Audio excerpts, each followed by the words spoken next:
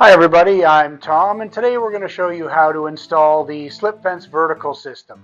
But before we do that, I want you to come over here and we're going to show you what comes in the SLIPFENCE Vertical System package once you unpack it.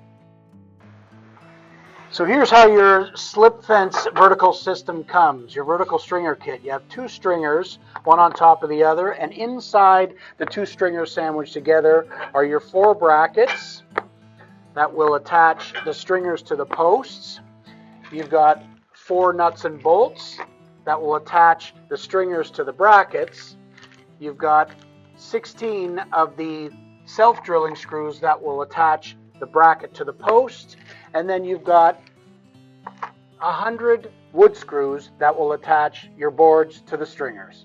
Here's basically all the tools that you need. Just an impact driver with a number 2 Phillips to drive the screws in, a 1/2-inch wrench. We use a socketing wrench. Just makes it a little quicker, a little bit easier, and just a rubber mallet to tap the post caps on at the end.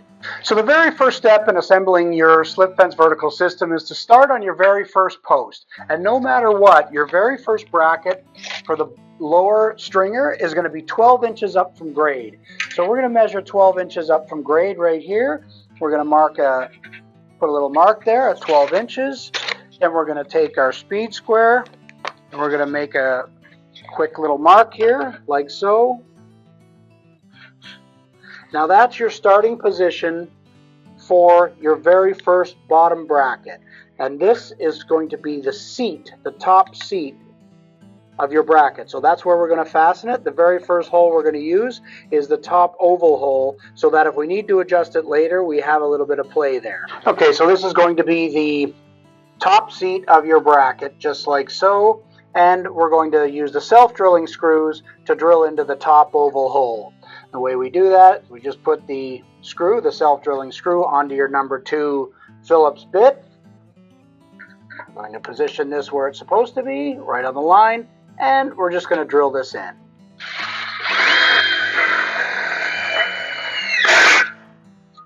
Okay, and we're actually pretty good, so we won't need to adjust it. But you do have a little bit of adjustability up or down once we get all the brackets on, just to get them all level. So once you've got your first bottom bracket on, that's 12 inches up from grade, what we're going to do is we're going to seat the lower stringer on that bracket.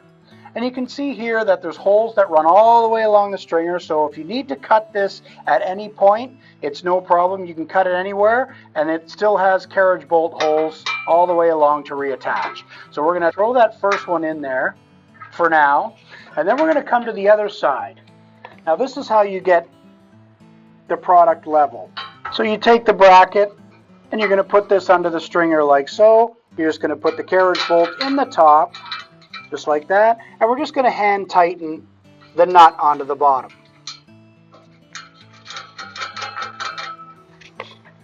And that's how you get your lower stringer level. Now we're going to put the level on here, just like so. We're going to grab a level. We are about right there.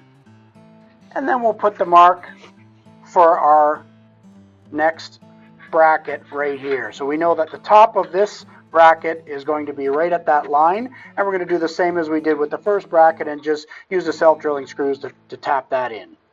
And with the self-drilling screw, that's already on to the number 2 Phillips bit. Find your line that we made for the stringer to be level and just drill it in. Like so. Now you see here we might be a tiny little bit below where we want to be, so we could loosen this off just a tiny bit and then bring it back up to where it needs to be and screw it back in. There. Now we're perfectly level on our bottom lower. Now that you've got your bottom stringer hand tightened on, for the top stringer, for a 6-foot fence, we're going to measure 52 inches up from the stringer, 52 inches, and put a mark right there at 52 inches. And that's going to be the seat position for your upper bracket to hold the stringer. Take our square. That's going to be the seat for our upper bracket. So we're going to take our upper bracket line that up just like so, and then we'll drill this hole like we did on the bottom ones, exactly the same.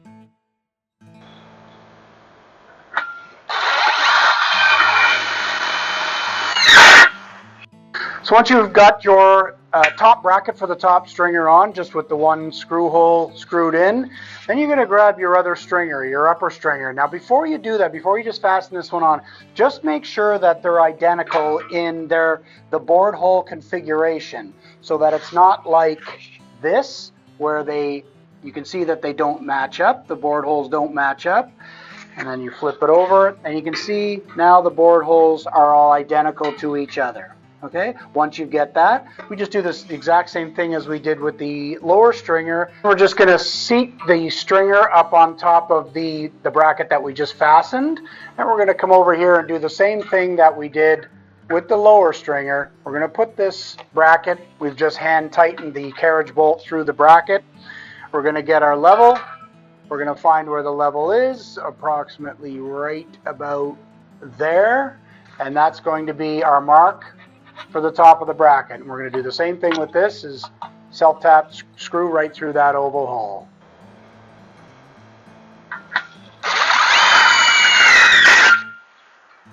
Then once you've got your top stringer on, just make sure, just double check that you've got both the bottom stringer and the top stringer are both level. Then you're going to finish up by putting the nuts onto the bolts to make sure that you've got those all done, top and bottom. And you're also going to make sure that you fill the other holes with the self-drilling screws, just to make sure that the brackets are fastened nice and tight to each of the posts.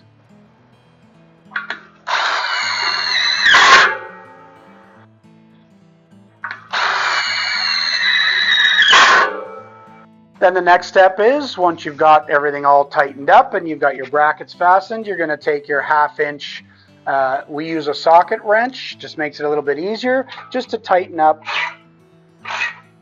the bolts on the brackets. So you're actually tightening down the stringer to the bracket, just like so.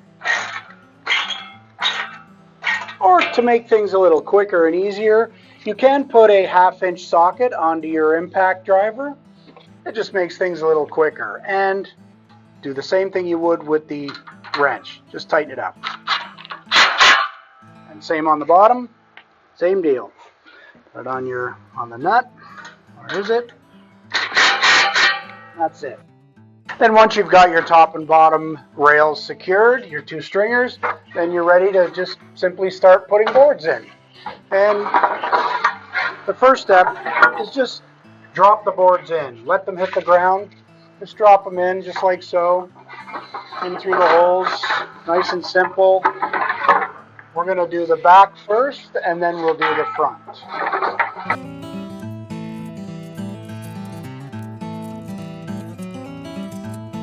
So if you're building a 7-foot high or an 8-foot high fence, you're going to want to put in a center stabilizing rail. And for that, we use the SLIPFENCE traditional bracket. So this fastens to the post. The traditional bracket fastens to the post exactly the same way as the vertical stringer brackets do with the self-drilling screws. So you'd set it right in the center of the upper and lower stringer, and then you can see your 2x4 would just seat right in there like so. The SLIPFENCE vertical system is an 8-foot section, so each one of these sections is 8 feet. Each 8-foot section takes 24 boards. And essentially you've got 12 boards on one side and 11 2/2 on the other side. So you just need to rip one board to fit right in the end here on this the end piece. And what we're going to do, you'll see here how we snug it up. So you take the cut side. Now the board manufacturer may want you to actually treat this one side that's cut just to make it last a little bit longer and prevent it from bowing, which you should do. Then take the cut side, put it against the post, and slip it in to the half board hole, just like so. And you can see that this tightens up nice and snug right up against the post here, and then we proceed to drill it in. And then we just proceed to load the front just like we loaded the back.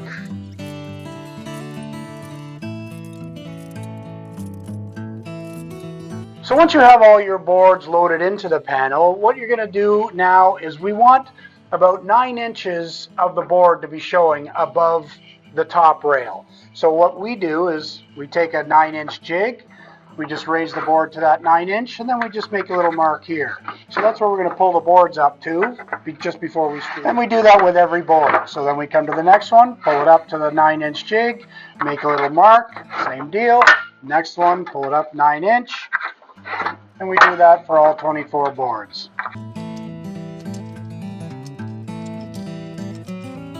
Once you've got all your boards marked, then you're ready to start fastening the boards to the stringer through the pre-drilled screw holes with the wooden screws, the stainless wooden screws that come in the package. So what we do is we raise this up, you look for your line that you made a little earlier, bring it to the line. What I do here is I hold it with my foot, and then we just start to drill them in.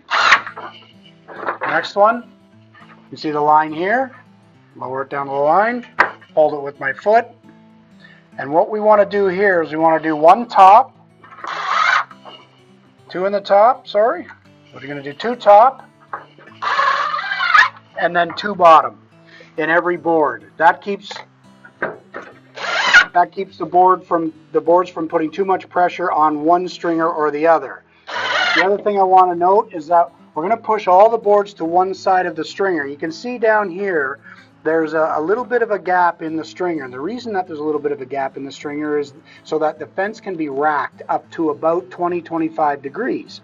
So when you're doing a flat panel that's on fairly flat ground, before you start screwing in the screws into the boards, you want to push this board to one side and push all the boards to the same side.